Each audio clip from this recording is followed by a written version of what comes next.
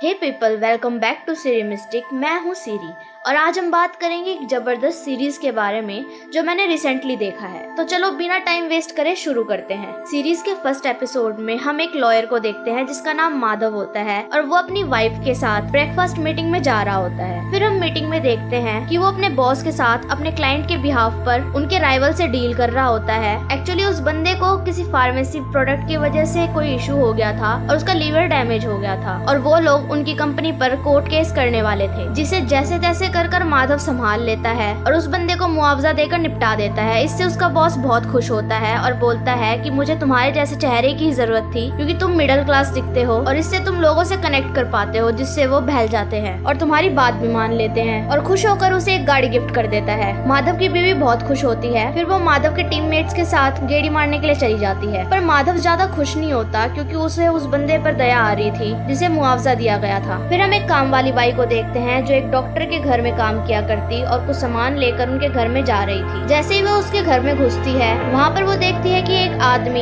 एक औरत को पकड़कर बैठा हुआ है और आसपास बहुत सारा खून था। वो जोर से चीखती है और फिर हमें एक दिन पहले का सीन दिखाया जाता है। यहाँ पे हम एक फैमिली से इंट्रोड्यूस होते हैं। आदमी का नाम राज होता है, उसकी बीवी का नाम अंजू और उसकी बेटी का नाम ईरा होता है। ईरा बीमार होती है और मे बी मेंटली स्टेबल नहीं होती। उस दिन ईरा का बर्थडे होता है तो अंजू और राज मिलकर उसे एक सरप्राइज देते हैं, उसके लिए पियानो लेकर आते हैं। फिर हम उसकी दादी को भी देखते हैं और फिर बाद में एक लेडी एंटर करती है, रोशनी, जिसके साथ राज का अफेयर चल रहा था, वो भी ओपनली। और वहाँ अंजू को देखकर साफ पता चल रहा था वो उसको पसंद नहीं करती। पर राज और अंजू 1.5 साल से सेपरेटेड थे, उनका डाइवोर्स नहीं हुआ था और वो दोनों अलग अलग रहा करते। ईरा वहाँ पर पियानो बजाते बजाते बेहोश हो जाती है। सारे घर वाले उसका ध्यान रखते हैं और साथ में रोशनी भी। यहाँ हमें पता चलता है कि रोशनी ईरा का ख्याल रखा करती क्योंकि वो एक नर्स है। फिर राज हॉस्पिटल एक सर्जरी के लिए चले जाता है और वहाँ पे एक नर्स को डांट देता है, वो भी रॉन्ग इंस्ट्रूमेंट देने की वजह से। फिर वो एक डॉक्टर से मिलता है जो उसका दोस्त था और जिसने ईरा का मेडिकल चेकअप किया था। वो उसे बताता है कि उसे लो ब्लड शुगर है, पर ऐसे चिंता की कोई बात नहीं है, सब ठीक है। राज अंजू को कॉल करने ही वाला था कि वहाँ पर रोशनी आ जाती है और उससे पूछती है कि तुम किसको कॉल कर रहे थे, तो वो बताता नहीं है और फिर रोशनी को ईरा के बारे में बता देता है तो वो खुश हो जाती है। फिर रोशनी देखती है कि राज के फोन पर अंजू का कॉल आ रहा था और वहाँ पर जेलस हो जाती है। फिर राज रोशनी को ड्रॉप करने के लिए जाता है और रोशनी उससे पूछती है अगर मैं आज की पार्टी में ना आऊँ तो। राज उससे रीजन पूछता है तो बोलती है वहाँ पर तुम्हारे और अंजू के सारे दोस्त आए हुए होंगे और वो हमारे रिलेशनशिप को अफेयर मानेंगे और मेरी बेइज्जती करेंगे। पर राज बोलता है नहीं, ऐसी कोई बात नहीं है, वो तुम्हारे भी दोस्त बन जाएंगे और तुम्हें आना पड़ेगा। और रही बात अंजू की, वो मेरा पास्ट थी और तुम मेरा प्रेजेंट हो। फिर राज अंजू के पास जाकर ईरा की मेडिकल कंडीशन के बारे में बता देता है और वहाँ से चला जाता है। शाम की पार्टी स्टार्ट हो जाती है। वहाँ पर रोशनी आती है, वो भी पिंक साड़ी पहनकर। राज उसकी तारीफ करता है और अपने दोस्तों से भी इंट्रोड्यूस करवाता है। वो उनसे ये पूछते हैं कि तुम लोग मिले कैसे। फिर बाद में वो बताते हैं कि रोशनी एक नर्स है, ऑब्वियसली तुम सब जानते ही हो, तो वो मुझे चिल्ड्रंस यार्ड में मिली जहाँ पर वो ईरा का ख्याल रख रही थी। फिर ईरा उससे अटैच हो गई तो मैंने उसे घर पर ही बुला लिया और धीरे धीरे करके फिर ये मुझे पसंद आ गई। बस यही थी कहानी। सब उसके साथ बहुत अच्छी तरीके से बात कर रहे थे। फिर रोशनी वहाँ से चली जाती है उन लोगों के लिए ड्रिंक्स लाने के लिए। जब वहाँ से वो वापस आ रही थी तो राज और अंजू के दोस्तों की बातें सुन लेती है। वो लोग बोल रहे होते हैं चाहे कितनी सज धज के आ जाए, रहेगी तो अंजू से नीचे ही और अंजू तो बेस्ट है और पता नहीं राज को क्या देखकर फंसाया होगा। ये सब सुनकर रोशनी अपसेट हो जाती है और बहुत ज्यादा ड्रिंक करने लग जाती है। और फिर वहाँ पर अंजू भी आ जाती है पिंक कलर की साड़ी पहनकर और सभी उसकी बहुत तारीफ करते हैं, बहुत ज्यादा ही तारीफ करते हैं, जिससे रोशनी को और भी जेलसी होती है क्योंकि उसके बाद सबने उसे इग्नोर कर दिया था। फिर वो रोती रोती पार्टी से निकल जाती है और वहाँ से कोई पीछे से उसका वीडियो बना रहा था। फिर हम अगली सुबह देखते हैं जिसमें राज उठकर जॉगिंग कर रोशनी को देखने जाता है क्योंकि पिछली रात उसने उसके मैसेजेस के रिप्लाई नहीं करे थे। जैसे ही वो घर में घुसता है तो वो रोशनी को जमीन पे पाता है, किसी ने उसका गला काट दिया था और वो उसे पकड़कर वहीं पर बैठ जाता है। फिर उनकी काम वाली आती है जैसा कि हमने पहले देखा और वो जोर से चीखती है। फिर अंजू भी अपने फ्लैट से निकल कर आती है और ये सब देखती है और शॉक्ड रह जाती है। फिर वो पुलिस को भी कॉल कर देती है। फिर पुलिस वहाँ पर इन्वेस्टिगेशन करने के लिए आती है। बॉडी को फोरेंसिक लैब में भेज दिया जाता है और राज और उनकी मेड को